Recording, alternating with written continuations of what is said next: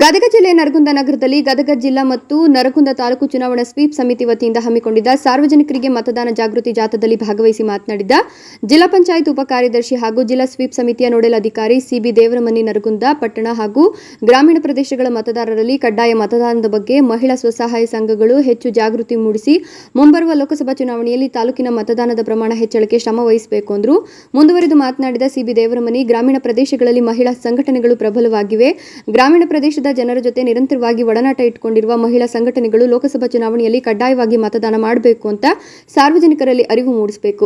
ವಲಸೆ ಹೋಗಿದ್ರೆ ಅಂತಹ ಕುಟುಂಬ ಸದಸ್ಯರನ್ನು ಸಂಪರ್ಕಿಸಿ ಮತದಾನ ದಿನದಂದು ಕರೆತರುವ ಕೆಲಸವಾಗಬೇಕು. ಗ್ರಾಮೀಣ ಮಟ್ಟದಲ್ಲಿ ಇಂತಹ ಕಾರ್ಯವನ್ನು ಮಹಿಳಾ ಸಂಘಗಳು ಮಾಡಿದರೆ ತಾಲೂಕಿನ ಮತದಾನ ಪ್ರಮಾಣ ಗಣನೀಯ ಹೆಚ್ಚಳಕ್ಕೆ ಸಹಕಾರಿಯಾಗುತ್ತದೆ ಎಂದರು. ಜಾಥಾದಲ್ಲಿ ಭಾಗವಹಿಸಿ ಮಾತನಾಡಿದ ಜಿಲ್ಲಾ ಪಂಚಾಯತ್ ಯೋಜನಾ ನಿರ್ದೇಶಕ ಜಗದೇವ ಬಿ ಅವರು, ಮತದಾನದ ದಿನ ರಜೆ ಸಿಕ್ತು ಅಂತ ಅನ್ಯ ಸ್ಥಳಕ್ಕೆ ಪ್ರವಾಸ ಹೋಗಬೇಡಿ. ಸಂವಿಧಾನ ಭವಿಷ್ಯದ ದೇಶದ ಭದ್ರತೆಗಾಗಿ ಮತದಾನ ಎಂಬ ಹಕ್ಕನ್ನು ನಿಮಗೆ ನೀಡಿದೆ. ನಮ್ಮ ಹಕ್ಕನ್ನು ಮತದಾನದ ದಿನ ನಾವು ಮರೆತರೆ ನಮ್ಮ ಹಕ್ಕಿಗೆ ನಾವು ಮಾಡಿದ ಅವಮಾನ ಆಗುತ್ತೆ.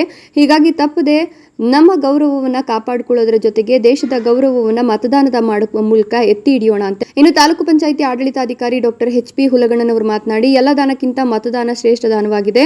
ಮತದಾನದ ದಿನ ಬದ್ಧತೆಯಿಂದ ಕಾಳಜಿಯಿಂದ ಮತದಾನ ಕಾರ್ಯ ಸುಲಲಿತವಾಗಿ ನಡೆಯುವಂತಾಗಬೇಕು.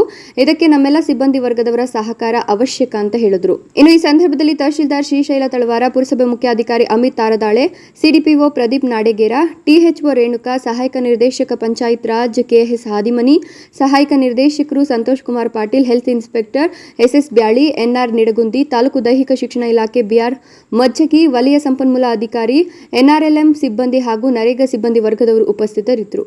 ಚಂದ್ರಶೇಖರ ಗೌಡ ಪಾಟೀಲ, ಎನ್ಕೆಎಸ್ ಟಿವಿ4 ನರಗುಂದ.